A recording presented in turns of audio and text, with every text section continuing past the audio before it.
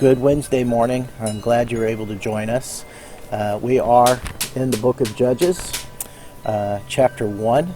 We're going to take a look at verse 16 today.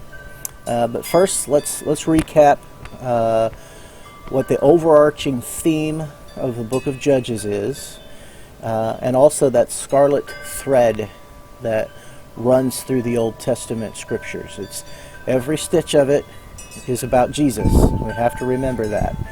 But Judges, as a book by itself, in many ways is like a collection of story after story after story of little Christ figures who come to deliver the captives. They come and set people free from slavery and sin. And so we'll begin to see this more and more as we continue through the book of Judges. But just keep that in mind, that as we go through, that's really what the book of Judges is. And then remember that we're looking to hear that gospel voice, that gospel witness. We're listening for Jesus in these verses. So keep that in mind. So let's go ahead and read verse 16 of Judges chapter 1 together. I'll put it up on the screen. It says, "The descendants of Moses' father-in-law, the Kenite, went up from the city of palms with the people of Judah to live among the inhabitants of the desert of Judah in the Negev, near Arad." So the first thing we notice is the descendants of Moses' father-in-law, the Kenites. So we want to break this verse down. And so the first thing we need to understand about the Kenites is these were not Israelites. They were not Jewish. They weren't Hebrews, so to speak. Yet it's important to note that the scriptures are full of alien or strangers that are protected and blessed by God. You have Tamar, the Adulamite, who was connected with Judah, one of the sons of Jacob. You have Rahab of Jericho. You have Ruth, who is from Moab. Uriah, if you remember, that was the husband of Bathsheba, who was a righteous man and a servant of David, and he was a Hittite. So they were looked on with favor by God, not for how holy and perfect they were in a religious sense, but each were looked after by God because they treated Israel with kindness.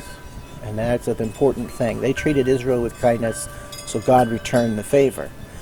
They were kind to Israel when Israel was a stranger, and therefore God was kind to them, even though they were strangers to the promise. So the Kenites were no different.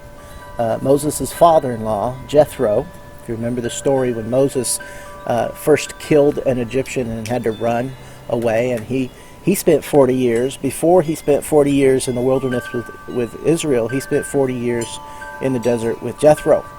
And Jethro was kind to him and took him in even though he was a stranger. And so God returned that favor, not just to Jethro, but to his generations. You see those verses in Scripture, I will show kindness to generations. And so God is a keeper of his promises.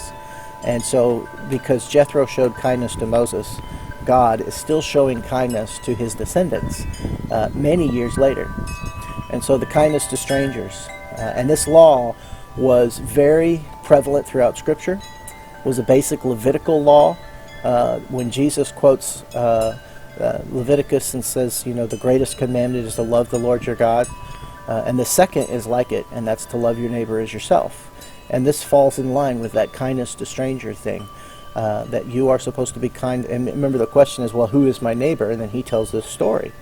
He tells the story of the Good Samaritan, and noting that he's illustrating that this well-known understanding that we are supposed to be, as people of God, we're supposed to be kind to strangers, the aliens among us, those who are not like us, and declaring that God has more respect for the non-religious person that fulfills that law of love than he does the religious person that doesn't know how. Remember, the priest in the story of the Good Samaritan just walked by because he had too many religious duties to perform. Yet the Samaritan, who was an outcast and unclean, not fit to be part of the people of God, he stopped to take care of the man who was lying beside the road. And so right from the beginning we see this important lesson that we're supposed to show kindness. God is demonstrating it for us first. Remember, we've talked about this in the past, that anything God asks us to do, he's going to demonstrate it first. He's going to do it also. So he's never going to ask you to do anything that he's not willing to do himself. And then it says, back to the scripture, that they went up with the people of Judah from the city of palms into the wilderness of Judah. And that city of palms, most scholars, and I agree with them, they believe that refers to Jericho. And so Jericho was the city of palms. And if you remember the story, when Joshua led Israel into the promised land, the first city that they took over was Jericho, right? And they marched around it and the walls tumbled down. And so from there, and if you remember our little discussion about that, the idea was that God wanted to send in Judah first, and it's that praise and that worship.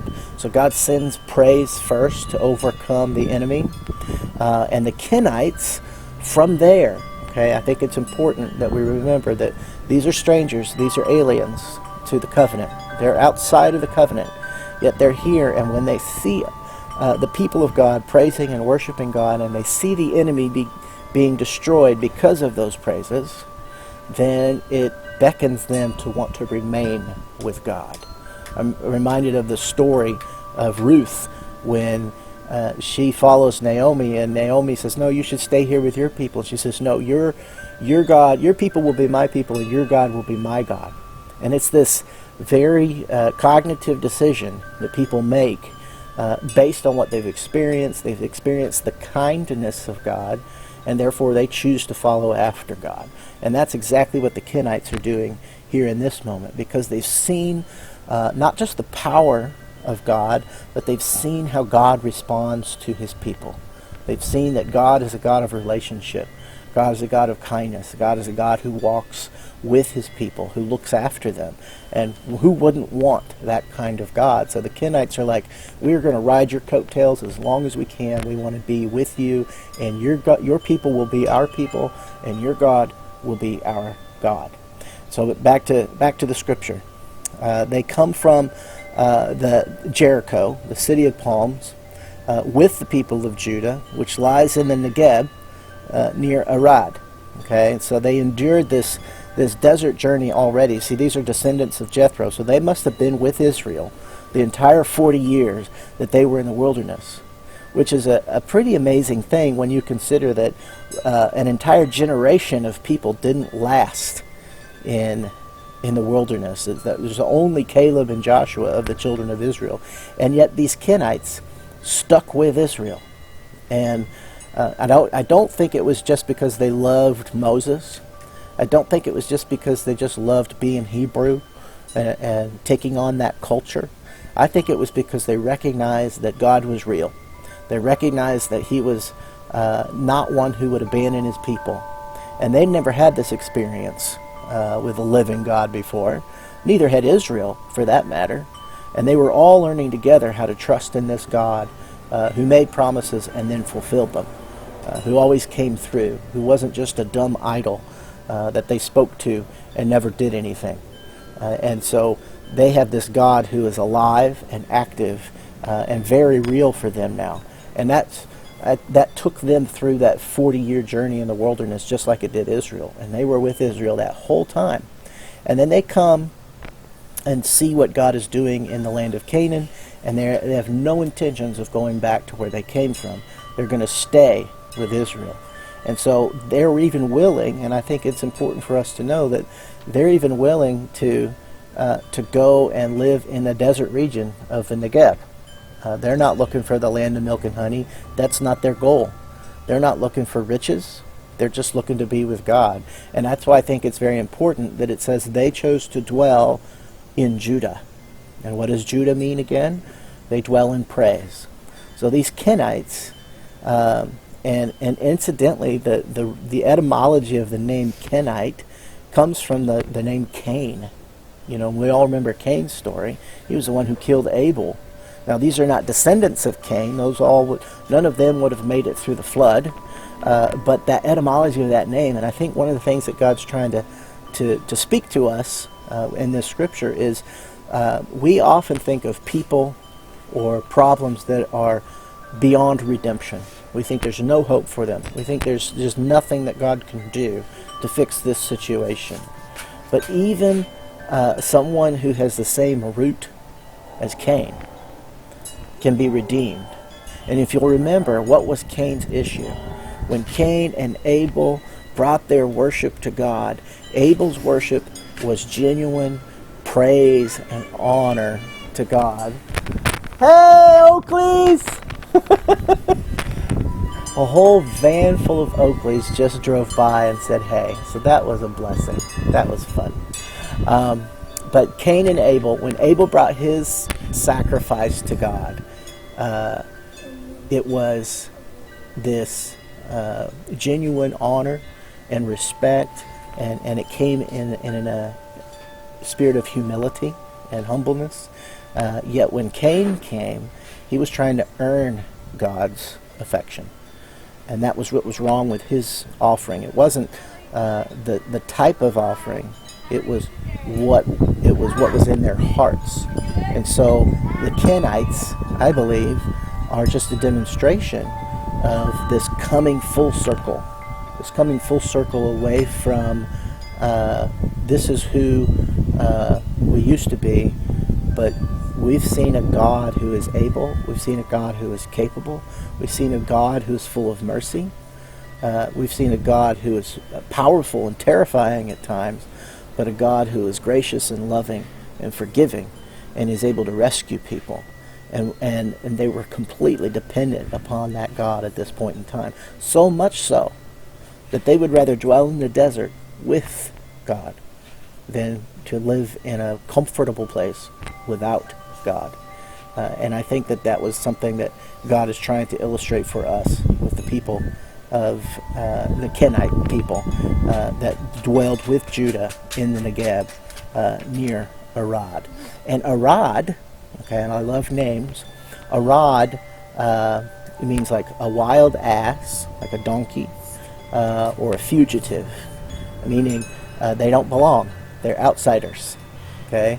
And fugitive is one who they remember what Moses was a fugitive when he came to live with Jethro. And so that's that same process. And so we're thankful for that.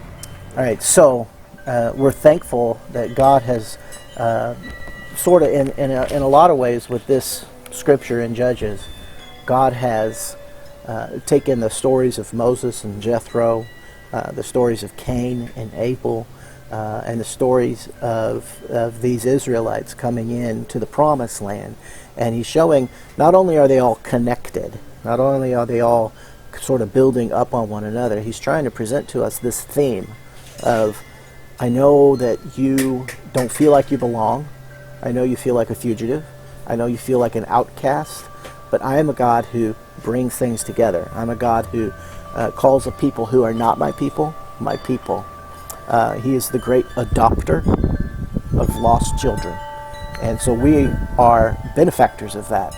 We, non-Jewish Christians, oftentimes think that, oh, well, we're God's special chosen ones.